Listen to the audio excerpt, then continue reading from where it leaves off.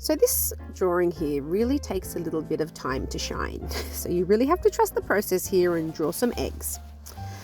Draw some eggs or ovals or whatever you want to call them, but just draw them all over the place. Draw them different sizes if you like. Draw them slightly a little more squished, or maybe you can draw them slightly more round.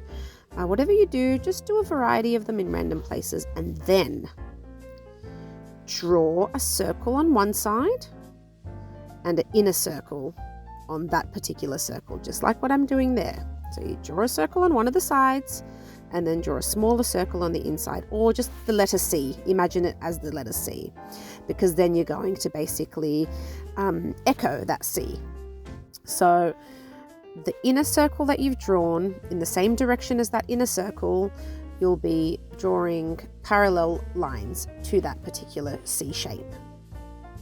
Now in the shape right next door, which is completely empty, you'll be doing C shapes in the opposite direction. So just as what you're seeing, just imagine you've got that original little circle that you drew on the left, and then you just follow that right hand side curvature across the entire body, and you do that for all of them, and this creates a little bit more dimension, and it gives you the illusion that this is actually three-dimensional and that it has a curved surface. Okay, so that's the whole point of this, and that little gap that I'm leaving there is to sort of trick us into believing that that particular point is the closest point to us, which then creates that illusion of dimension and depth. So the rest of the drawing now is basically adding sketch lines, thickening each one of those lines that you have. So I started with the inside, I colored in that circle, and then I basically just ran my pen across those lines. It doesn't have to be a perfectly clean line, it could be like a sketched line, which gives it a little more authenticity. I think it gives it a bit more character. And then this part here is the important part. So you do imagine that beehive in your head, and imagine the sides of it. They're slightly ribbed. Oh, is that the right word to use?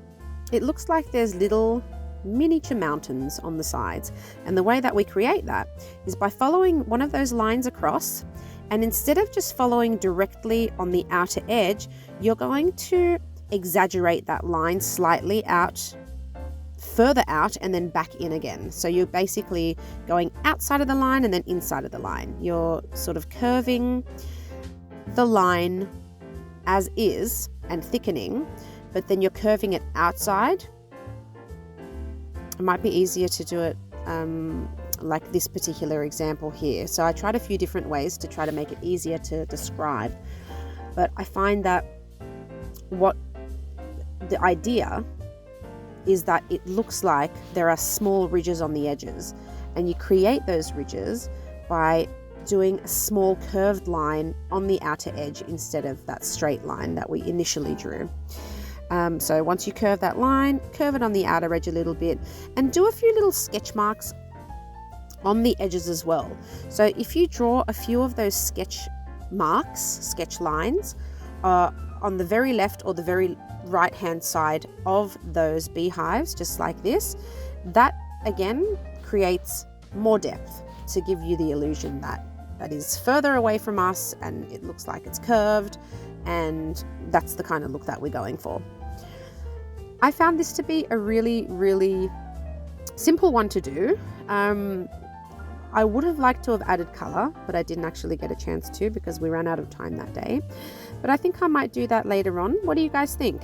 I think you could really, really make the image stand out if you just added maybe 2 tones even, just to create that 3-dimensional look that we're going for with these beehives. Some people said they looked like cocoons. Others said that they looked like witchetty grubs. I think they look like, in my mind, the beehive that I wanted it to look like. So yeah, give it a go. This one's really, really fun to do.